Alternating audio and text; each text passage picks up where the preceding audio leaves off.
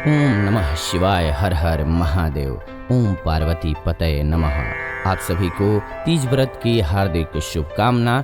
आज है हरितालिका तीज और जानेंगे इस वीडियो में कि इस व्रत में कौन सी कथा है जो श्रवण करना बहुत जरूरी है। वो कथा आपको हम श्रवण कराएंगे। शिव जी और माता पार्वती से जुड़ी हुई कथा है। बहुत ही सुंदर कथा है। इस कथा को श्रवण करना जरूरी होता है इस हरितालिका तीज व्रत में। तो एक बार प्रेम से कमेंट में ओम नमः शिवाय हर हर महादेव लिखिए। आइए आगे बढ़ते हैं और कथा का श्रवण करते हैं। भाद्रपद महीने के शुक्ल पक्ष की तृतीया तिथि हरितालिका तीज के नाम से जानी जाती है। शिव पार्वती जी के भक्तों में ये बहुत लोकप्रिय है। आज यानी कि 8 तारीख को बात करें तो रात के 2 बजे से तिथि स्टार्ट हो गई है तृतीया की, और जो शास्त्र है वो उदया तिथि को लेता है, इसीलिए आज 9 तारीख को व्रत है। ये पर्व शिव पार्वती जी के अखंड जुड़ाव का प्रतीक है। समाज में पति और पत्नी के बीच जो जुड़ाव है वह क्या है?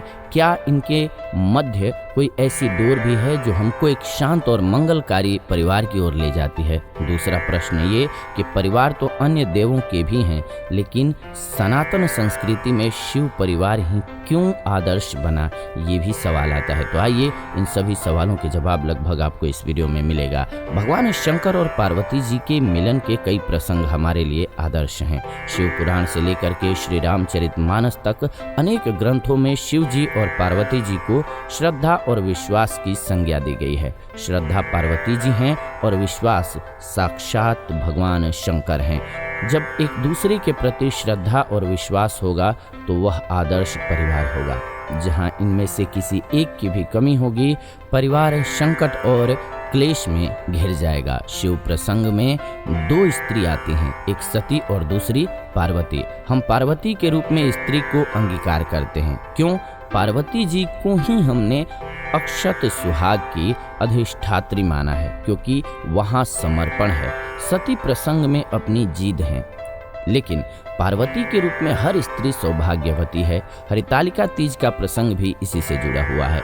अविवाहिताओं के लिए मुख्य रूप से यह व्रत होता है, जो पूर्वांचल और बिहार इत्यादि में प्रमुखता से किया जाता है। यानी कि बिहार, उत्तर प्रदेश, पश्चिम बंगाल में ये व्रत सावन में तीजोत्सव के रूप में आता है। हरितालिका तीज भादो यानी कि भाद्रपद महीने के शुक्ल पक्ष की तृतीया तिथि को होता है, जो कि आज है। दोनों की कथा एक ही है, लेकिन मर्म दोनों का व्यापक होता है। आइए जानते हैं, आगे बढ़ते हैं, श्रवण करते हैं। प्रेम से बोलिए ओम नमः शिवाय। पूर्व जन्म में सती होने के बाद देवी ने अगले जन्म में पार्वती के रूप में अवतार लिया।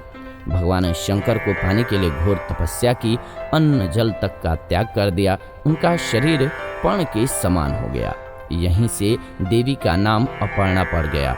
भूख और प्यास को सहन करते हुए देवी ने केवल एक ही प्रण किया कि वह शंकर जी को ही वरण करेंगी, यानी कि उन्हीं से शादी करेंगी। तब तो पूरा हुआ, लेकिन भगवान शंकर कहाँ मानने वाले थे। कथा आती है कि तारकासुर के संहार के लिए शंकर जी ने पार्वती जी से विवाह किया, क्योंकि तारकासुर को वरदान प्राप्त था कि शंकर जी के पुत्र गर्भ से जो उत्पन्न होगा उसके द्वारा ही उसकी मृत्यु होगी। अंततोगत्वा कार्तिकेय के रूप में पार्वती जी ने पुत्र को जन्म दिया, और तब जाकर के तारकासुर से इस धरती को मुक्ति मिली। हरितालिका तीज इच्छित वर की कामना का व्रत है। इच्छित वर की कामना को गलत नहीं माना जाता है और ना ही गलत मानना चाहिए, बल्कि इसके व्रत भी बनाए गए हैं। हरितालिका इसमें से एक है। कालांतर में सुहागिन स्त्रियां भी व्रत को करने लगीं। पार्वती जी की तरह निर्जल रहने लगीं।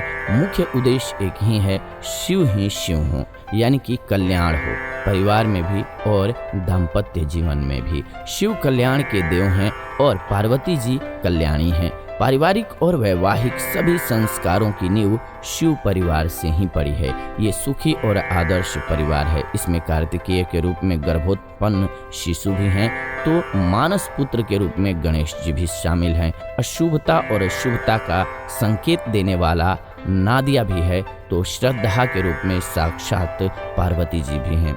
इन सभी का विश्वास शिव है। शिव का विश्वास इनमें है, इसलिए शिव परिवार सुखी परिवार है। जिस तरह माता पार्वती का सुहाग अक्षत है, उसी तरह व्रत को करने वालों का भी हो, यही कामना सनातन है।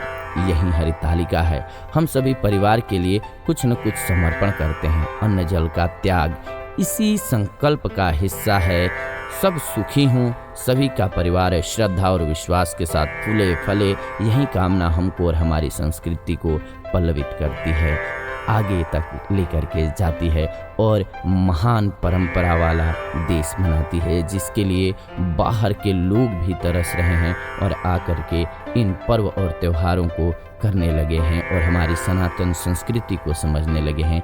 ये एक और ख़ास बात है। तो इसीलिए आपको कथा अगर छोटे बात में कहें तो बस इतनी सी है कि पार्वती जी को शिव जी से शादी करनी थी और इसलिए उन्होंने कठोर तपस्या किया, जिसमें कि पूरी कथा की बात करें तो पार्वती जी के जो पिताजी हैं उनके पास नारद जी आए प्रस्ताव लेकर के कि आपकी बेटी से विष्णु भगवान शादी करना चाहते हैं। जब पार्वती जी ने सुना तो और वो नहीं शादी करना चाहती थी, तो इसमें उनकी सखियों ने मदद किया, उनको हरण करके जंगल में पहुंचाया, इसीलिए हरितालिका बोला जाता है इसे।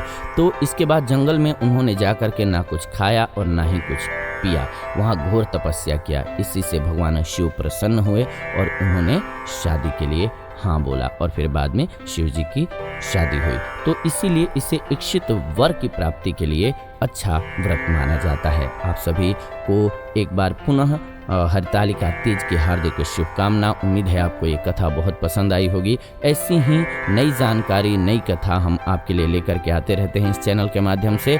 तो इसलिए कि आपको वीडियो सबसे पहले मिले, चैनल को सब्सक्राइब कर लीजिए, बेल नोटिफिकेशन को ऑन कर लीजिए ताकि जब भी हम वीडियो डालें नोटिफिकेशन आपको सबसे पहले मिल जाए। साथ ही साथ वीडियो को लाइक कर दीजिए, शेयर कर दीजिए व्हाट्सएप पे, फेसबुक पे, ताकि सभी को वीडियो मिल सके। फिलहाल इस वीडियो को अंत तक देखने के लिए दिल से धन्यवाद। आप देख रहे हैं जीवन जीने की कला स्पिरिचुअल चैनल। प्रेम से बोलिए ओम नमः शिवाय, हर हर महादेव।